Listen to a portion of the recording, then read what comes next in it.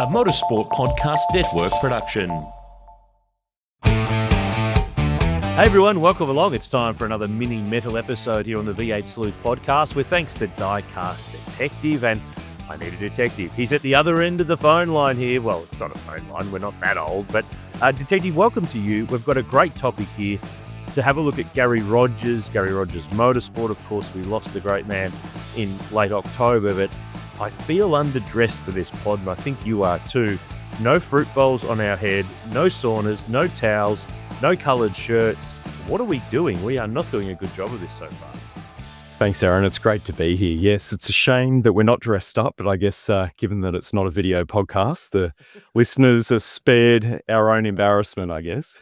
There was only one guy who could come up with the ideas and actually go through and execute them, and that was absolutely Gaz. And a lot's been said and written since his passing, and that's brought a lot of his team and its achievements and the cars into the spotlight. We thought on this episode we'd pay homage to the great man by having a look at some of the GRM model cars that you might have on your shelves or you might be looking to add to your collection. And when you look back at the models that have been released of this team, there's a lot for us to dig through here, and there's a lot that haven't been released over time. But the very first model that was released, well, actually, the earliest GRM car you could get is how I should frame this, is the 97 Bathurst runner-up Stephen Jim Richards Valvoline Commodore. That's from a couple of years ago. But the very first GRM model that you could buy back in the day wasn't a VS Commodore. It was slightly later than that. That's right. It was actually part of the first run of V8 Supercar Holdens that Bianti released through Auto Art back in March 2001. So it was the Tanda Bargwana season cars and also their Bathurst winner all coming in the month of March of 2001. So they didn't muck around there. They only just crossed the finish line in Bathurst in November. And by March 01, they were punching those season cars out, which is pretty impressive. But that 2000 season is potentially GRM's greatest season where, you know, Garth challenged for the championship, finished runner-up, probably still ruining what happened in Canberra that year. He and Bargs won Bathurst. It was GRM's first and only 1,000 win, but Bargs won at Winton where he'd been really strong for a couple of years. Garth had a lot of other great runs and race wins. It's probably the peak of GRM in V8 supercars, and those models are pretty cool to have. They are indeed.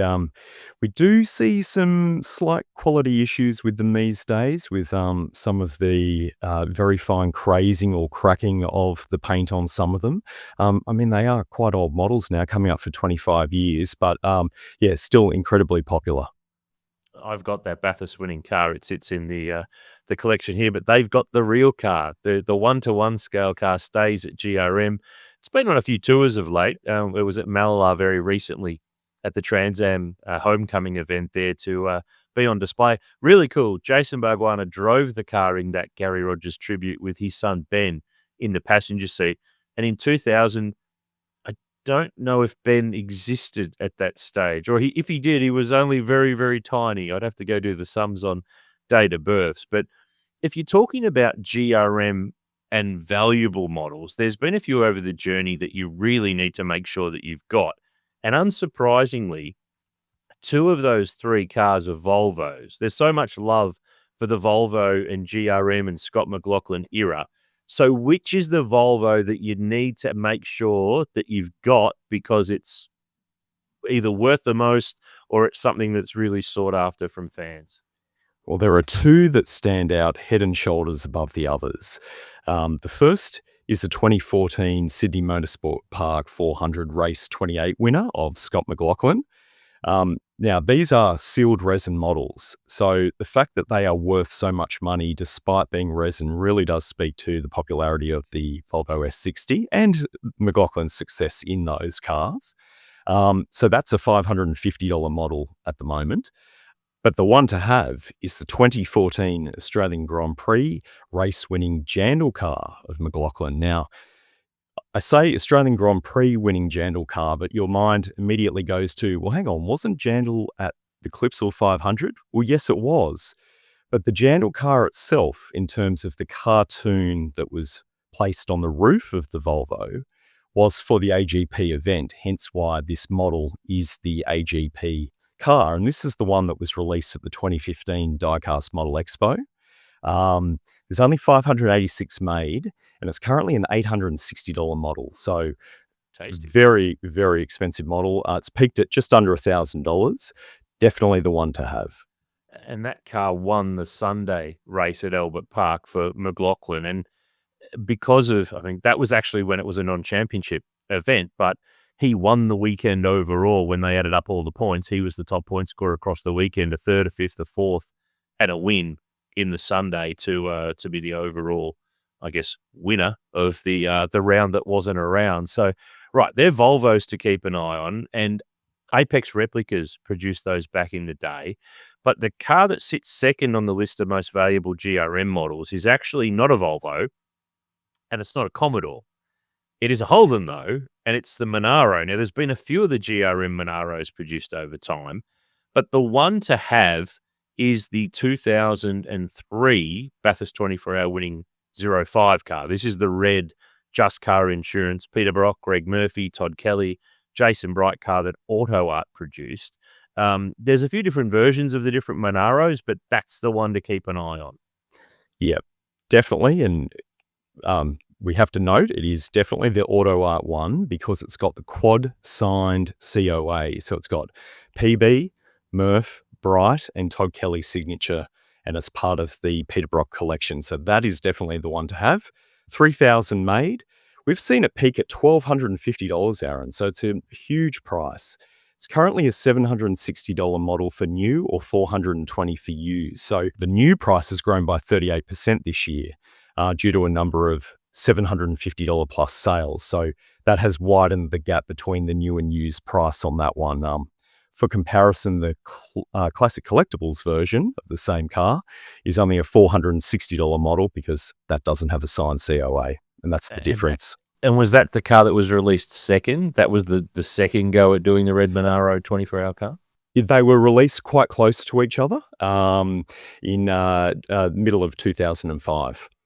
Okay. So, and there are two versions of the yellow 24-hour winning car. There's a couple of versions of the red. So there's a few traps for players to fall into there if you're not quite aware of who, what, when, where. So let's have a quick look, though, at the most valuable non-winning GRM car. And this really, really confuses me, but in a cool way. Garth Tander's 2004 season car, the VY Commodore, that was his last year with GRM of a 7-year stint. But it's a pretty valuable car, although it didn't really do much. Yeah, this is a real bizarre one. It stands out very clearly from everything else in the GRM collection. So there were only 500 made. It was a very tight production run. 500 doesn't seem like that small a run these days, but if you consider back in 2004, so the peak of the Ford versus Holden supercars era, that was a very small run. If we look at the sister car, the McConville car, That's actually won a race. Right, Winton, right? So that's only a $175 car at the moment compared with $460 for the Tander car. It was also produced in a run of 500. So it just shows how much pull that the Tander name has and what a difference it makes to the value. Old 6-time Bathurst winner just helping there to do good things for collectors with their models, that's for sure. Now, the other thing is here, there's a bunch of GRM cars that have been made, but there's a pile of cars from Garry's career when he drove and also from his teams that have been never made. And you've got a bit of a list here, and I reckon there's some cool stuff on here that would be amazing to see. But there's been something that's triggered you to have a look at some of this with some Code 3s that have been going on.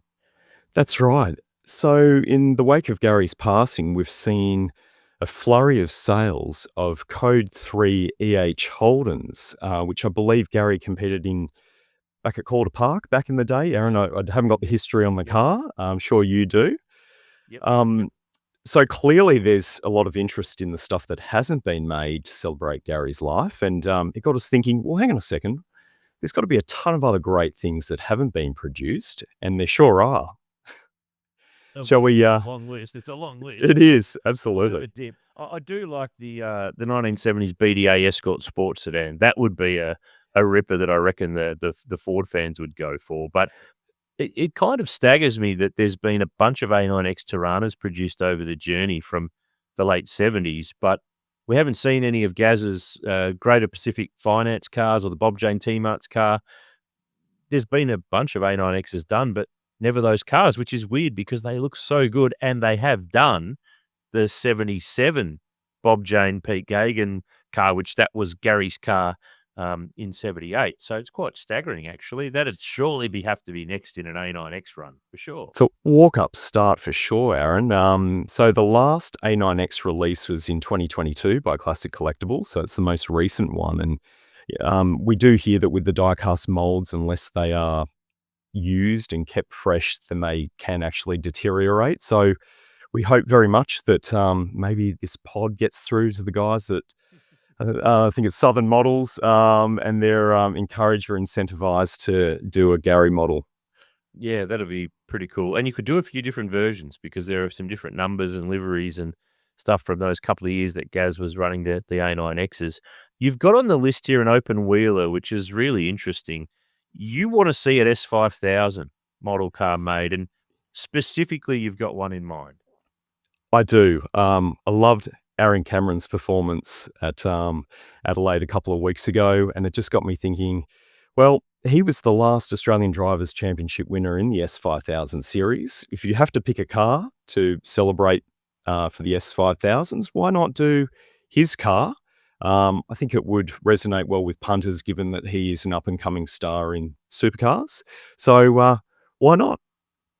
Well, you could probably do a deal on buying a real-life S5000 car because there are a few of them lying around that need new homes now that category is not continuing. But I don't have the room in the cabinet for one of those bad boys. No matter how good a deal Baz does for me, I'm not sure I'm going to be able to fit one of those in. So maybe a little version might be the go.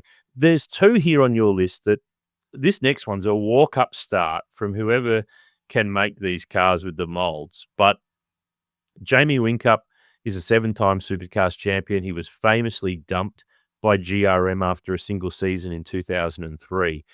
Because he wasn't at the time a star name, he wasn't a Garth Tander or how Jason Bargwanna had been previously for that team, his model cars of that time were not produced. So there is no 2003 number 33 VX Jamie Whincup season car. There's no Bathurst car when he shared with Garth in the VY when there was a bit of a driver swap at that point. I have seen a Code 3, though, of someone rebirthing a Bargs 02 car into a Max Dumsney Jamie Whincup Queensland 500 02 car, which was Jamie's championship debut in V8 supercars. Surely, I know sometimes he doesn't resonate with the fan base, but as time goes on, he's going to be the Nissan GTR of our era. At the time, grrr. Later on, 20-odd years, wow, pretty impressive, amazing. Saw them compete. Those cars were amazing. That guy was amazing. I feel like the world's going to come around for Jamie Whincup, and that will be the case in collectibles and models too. Yeah, I think you're right, Aaron. And look, Classic Collectables, if they were to do this, they could just hedge their bet by doing the Tander Whincup Bathurst car. And that way, they've got the Tander appeal there too. But wouldn't it be great? What that car needs, but Tell me. that car needs the X bar in the front of it. Oh, that's the problem. Yeah, that's got to do that one. So they won't retool for that. So it might be a Whincup. Well, the thing is, you could do a Whincup Eastern Creek last round 03 VY because that doesn't have the X bar because that was the Tander chassis. So Whincup of some sort from that era would be standout. But number one on the list of GRM models we'd like to see, this car never raced. It was never a race car, but my God, it had plenty of V8 supercar DNA in it. The Thunder Ute. Remember that silver Commodore Ute thing that they turned out in 2001? They've still got it. It's black now. It's a different color. Pretty much everyone's driven it over the years, but it had the underpinnings from one of their old VS Commodore supercars. It's a cool rig. I don't know how you could tool up for it, though, because it's quite a unique beast. It is, but we've seen Triple Eight's Project Sandman cars done by Bianti. So why not Classic Collectables digging out one of their old VU molds and somehow co-opting a bit of their V8 supercar stuff with the VU streetcar mold and creating this amazing Thunder Ute? I reckon they would sell more than 1,000 of them. I reckon that would go really well. And Yeah. it's actually on my list to be a cover car for V8 Sleuth magazine down the track, because it's so unique, it's so one-off, it's so interesting in how that was put together and the program behind it. So that's something for 2026 or 2027 from a magazine perspective, but it would be even better if the model mobs came on board and someone made that happen. Now, there's also some cars along the way from the V8 seasons, like the Wing Cup one we mentioned, that just haven't been produced, whether they didn't feel there was enough demand at the time to sell enough of them, or they slipped through the cracks, or there was a different version of the same car that was deemed the one to release. But there's a GRM race winner that has slipped through the cracks and just has never been made.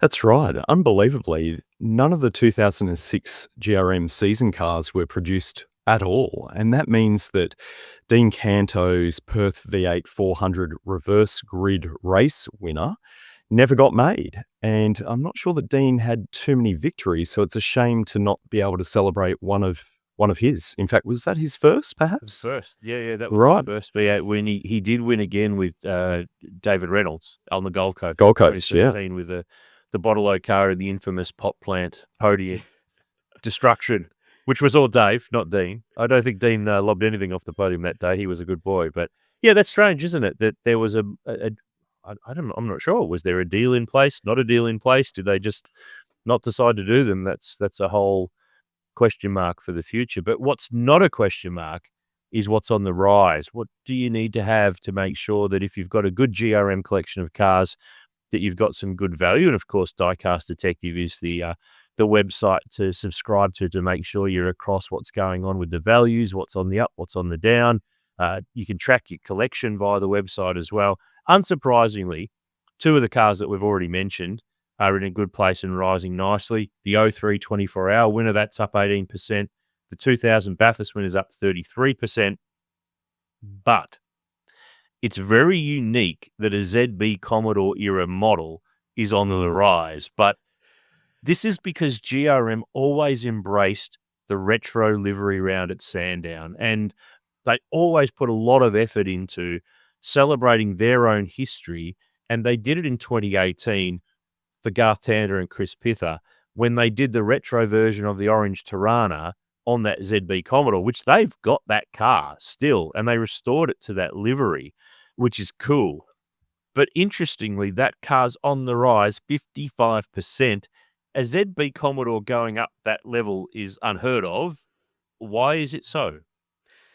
It is unheard of. There is no love for ZB Commodores across the board, that is for certain. But I believe the combination of coming off a low base, that definitely helps. And also, as you said, just the history around the livery and the fact the car does actually look outstanding despite being a ZB has seen... Steady on the ZB. they're not a true Commodore. Come on, they're not. They're not. Hey, come They're on, not a man. real Great Commodore. race cars, and they won a lot of stuff. They sure did, but as a street car, it wasn't really something that the true Holden punters could get behind with any sort of real passion.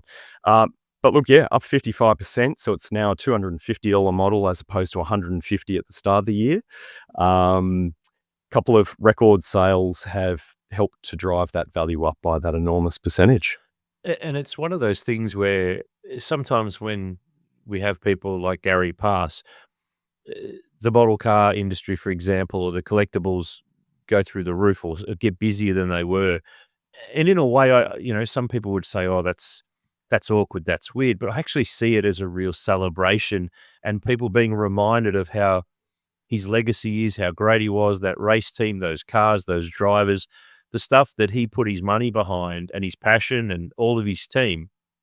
I think it's a great way, actually, when you look at it with that lens, that, well, people are wanting to celebrate his time in the sport. And, the last couple of years, they might not have been on the look for one of these cars, but it's actually taken them down that nostalgic memory lane to think, oh, actually, you know what? I did like that car, or that I should grab that, or I should add that to my collection. I've got a hole or whatever it might be. It's a celebration of and putting someone into the focus for people who perhaps in the last few years people might not have thought as much, or not thinking as much, but I mean in terms of quantity rather than quality of thought. Um, and to be able to have these cars around, it's kind of that little. It's keeping people like Gary and their legacy rolling for the years ahead on people's shelves and in their collections and in their book collections and whatever else that it might be. But there are a few cars over the journey that are hard to get because they just didn't make many of them. And in fact, there's 3 here that you've come up with that they've only made 150 of, and 2 of them are James Golding cars, one being the retro car that he drove with Richard Muscat that was the Soundwave Disco, black and white car from 2018, and also the Adelaide regular season version car from that year. But there's a Volvo on this list that surprisingly didn't have many made. I mean, Swedish car, Swedish driver, not enough for collectors. What's the story? Well, yeah. So it's the Robert Dahlgren, or Dahlgren, I beg your pardon, Sydney Motorsport Park 400 car. So this is the sister car to the McLaughlin Race 28 winner that we mentioned earlier. I think it was a case of, well, when Apex were looking at how many are we likely to sell, the question is, how many people were even aware of who Robert Dahlgren was at the time? And I think, the driver, probably more than the car, is the thing that appeals in the first instance. And they probably just didn't want to invest in producing too many of these that they couldn't then move on. But as it turns out, this is quite an expensive car now because the run was so short. It's actually valued the same as the McLaughlin race winner for use condition, so at $450 odd. So not a cheap car. No, and just that success level that Scott achieved in the Volvo era means that his cars were always kind of going to be the bannerhead cars compared to whether it was Robert, James Moffat, David Wall, whoever was peddling the other car at any given time. Now, there's plenty of GRM cars that are being highly traded that are quite popular. The 97 Bathurst runner-up we mentioned off the top, the Jim and Steve Richards car, that's had 58 sales in recent times. It's been pretty busy. The yellow Monaro that won the O2 24-hour, the classic collectables version, 59 sales, so there's plenty going on there. And the 2000 Bathurst winner, the auto art car that we mentioned, that's had 63 sales. So still plenty of interest from collectors to add those. I mean, those top 2, the Monaro and the 2000 Bathurst winner, they're the 2 bannerhead cars in my mind from GRM's racing history. So no surprise that that's the one that people are, or the ones that people are constantly chasing. Yeah, no surprise there at all. Nothing sells quite like Bathurst Glory, yeah, that is proof of it. Yeah, most definitely. No doubt about it. It's the magic B word, that's for sure. It's been a long time since you've been able to track a sale of one of those Robert Dahlgren Volvos. Not many of them were made, as we mentioned. 849 days since the last purchase that's been tracked anywhere. That's August 2023. Is that a case of, well, if you've got one, hang on to it? No one's wanting to part with any of them. Yeah, incredible. I think that is actually the longest between sales that we've seen of any of the inquiries that we've made. So, yeah, people are just holding on to them. I mean, the Volvo cars are quite expensive to obtain. So I think if you have got one, unless you're just looking to free up some money, you're probably going to want to keep it because to buy it again is just quite a pricey exercise. Yeah, let's not make people do pricey exercises at this time of year. There's Christmas presents to buy, That's the right. little cars to buy for our own collection, let alone everybody else's Christmas presents along the way. The other thing we should point out too before we get into our next little category, which is interesting GRM cars that we haven't covered. Diecast Detective, the website, jump on board now. It's diecastdetective.com.au. You can subscribe on a trial membership to have a bit of a play, feel your way around, see how it all works. I've got no doubt that you'll like it if you're a model collector and you'll start to get on board very much in the aftermath. You can track your own collection digitally in terms of you just pick all the cars that you've actually got physically and keep a track. It'll keep a tally of what you've got. Half the time, collectors don't remember what they own, so that's the best way to do it. And also track the prices and the values and your insurance levels, which is also really important as well. Because if you've invested in collecting for a long time, the last thing you want to do is have that horrible feeling that one day something's been damaged, stolen, destroyed, water damage, whatever it might be. Make sure you get on board with Diecast Detective to make sure that you know what you need and know what you've got in terms of the coverage. Now, I mentioned interesting cars.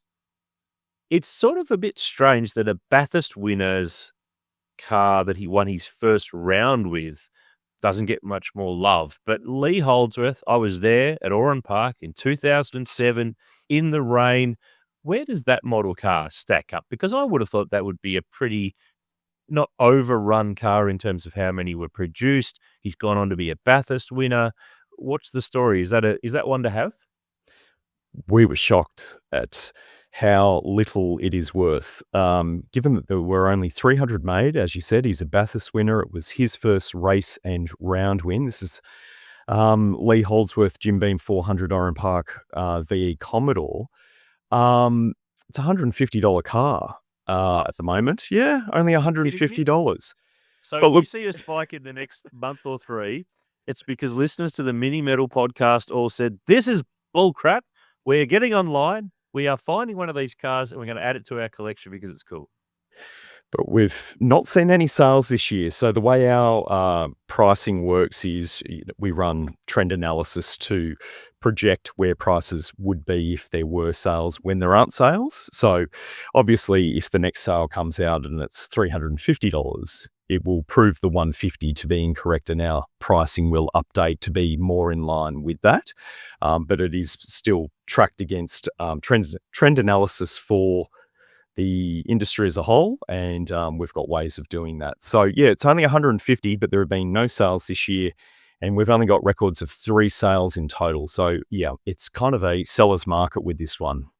And the data that you're talking about is consumed or calculated based off eBay sales and various other tracked like auctions and that sort of thing. So this is not, lick your finger, put it in the air, No, and the that's finger right. go by. This is all done off data, real sales, trends, analysis. This is pretty deep dive stuff that you've got going on here. Yeah, it is. When we set this up, the first thing we said was, this can't be about opinion. It has to be about empirical data. So that way, people can have their opinions, but they can't question it as being something that we're trying to push a certain agenda or whatever. It is purely based on the sales data that we have. And yeah, it does make it tricky when there haven't been sales, like in the case of this Lee Holdsworth car, but that's when you've got all the whiz kids at the back of house at Diecast Detective that can do all the forecasting and those smart things that are a little bit beyond me. That is the secret of success. Get people who are smarter than you and get them to do all the hard work. I've been doing it for years. Don't tell anyone the secret. Don't tell anyone the secret. I tell you what, another car from GRM's files that is a first win for a driver, none other than Scott McLaughlin. Remember that in New Zealand in 2013, he scored his first V8 win in the VF Commodore, and that's an Apex Replicas model. Surely that's got to rate highly given the McLaughlin success that followed. That's the first of a McLaughlin V8 race winner. Surely that's decently priced or something that people are pouncing on, or is that falling through the cracks to the keeper? Yeah, as we've mentioned in previous podcasts, the interest in McLaughlin models has really fallen off. So this model has peaked at $350, but it's currently a $230 model. We haven't seen any sales of it this year. It does average 4 sales per year, though, on a typical basis. But we just feel like there's just been an across-the-board drop in interest in Scotty's models. So, yeah, we need him to come out swinging next year in IndyCar to revive a bit of interest, I think, in his supercar collection. Yeah, it's interesting. He might end up being one of those ones that the wheel will turn down the track when he's at the latter end of his career or finishes up, and that maybe it's that nostalgic piece that you've kind of got to get to that point of your career for the collectors to really come back around and jump on board. And I guess a little bit of it is the fact that he's a little bit out of sight, out of mind, and not right in our grill all the time. We don't see much of him unless you're a hardcore IndyCar tragic that follows the IndyCar series. But we mentioned earlier that there's a range of the GRM Monaros that have been produced, but there's actually an interesting car that, well, if you looked at it on first glance, you'd think it's the 24-hour winning red 05 car. But in 2004, when the Nations Cup series continued, there was, as it turned out, there were two red Monaros at that point later on. Team Brock rolled a new one out, and GRM's existing car,